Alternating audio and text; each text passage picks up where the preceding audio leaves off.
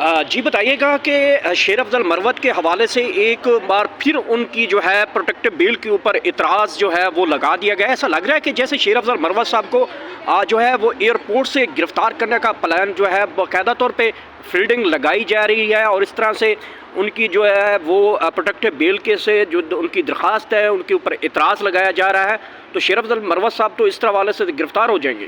बिस्मिल्लाहिर्रहमानिर्रहीम। जी, आप लोगों को पता है कि पीटीआई के साथ क्या हो रहा है। पहले से मतलब है माहौल इन्होंने ख़राब किया हुआ है, तो ये तो इनकी बिल्कुल गेम बनी हुई है कि शेर अफजल को किसी भी तरीके से हम गिरफ़्तार करें, उनको ज़हनी टार्चर करें ताकि पीटीआई को छोड़ दे। वाहिद वकील हैं जो ग्राउंड पे बोलते भी हैं, और जो बोलते हैं वो इनको मिर्ची की तरह लगता है। अभी जो ये इन्होंने एफआईआर की है, ये भी अभी इस बंदे का भी हमने पूछा है, ये बंदा कोई पोल्ट्री नशई है जिसने ये एफआईआर दी है। कभी भी इस तरह के एफआईआर नहीं कटे हैं कि आप जाके दरख्वास्त दें और पुलिस डायरेक्ट एफआईआर काट दे, वो भी 120(3) की और 153(a) की। यानी दोनों में जो है ना, अब सज़ा जो देखे तो एक में 6 महीने की और दूसरे में 5 साल की। वकील के लिए तो ये कोई एफआईआर ही नहीं है, क्योंकि बेलेबल ऑफेंस है। अब ये लोग चाहते हैं कि किसी तरीके से शेर अफजल ये कन्वेंशन जो शुरू होने वाले हैं, इन कन्वेंशन को हम रुकवा दें, क्योंकि वाहिद शेर अफजल हैं जो केपी में अभी आएंगे, तो केपी में इंशाल्लाह पीटीआई के कन्वेंशन शुरू करेंगे, जो कि वाज़ह तौर पे इमरान खान ने उनको हुक्म दिया है कि आप ग्राउंड पे आ जाएं, क्योंकि जो बाकी हैं वो वकील नहीं हैं, तो वो बेचारे नहीं आ सकते ग्राउंड पे। लेकिन ज़हूर साहब, जिस तरह से लग रहा है कि आपकी तो प्रोटेक्टिव बेल नहीं हो रही, आपकी शेर अफजल साहब को गिरफ़्तार कर लिया जाएगा, तो अगर गिरफ़्तार हो जाते हैं तो पाकिस्तान तहरीक इंसाफ के वकला की टीम की जो है वो स्ट्रेटजी क्या है, प्लान क्या है अगर शेर अफजल मरवत को गिरफ़्तार कर लिया जाता तो?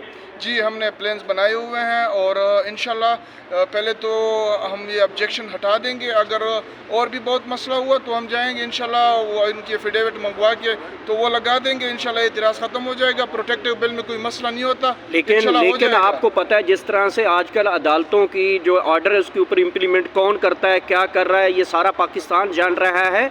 इस एफआईआर के प्रोटेक्टिव बेल होने के बावजूद अगर किसी और मुकदमे में गिरफ्तार कर लिया जाता है, तो फिर पाकिस्तान तहरीक इंसाफ के लॉयर टीम का जो है वो डिफेंस सिस्टम क्या होगा, उसका एक्शन क्या होगा, रिएक्शन में क्या करेंगे आप लोग? जी, इस तरह है कि सुप्रीम कोर्ट के वकील हैं शेर अफजल साहब, और एक पाए के वकील हैं, सारा पाकिस्तान उनको जानता है।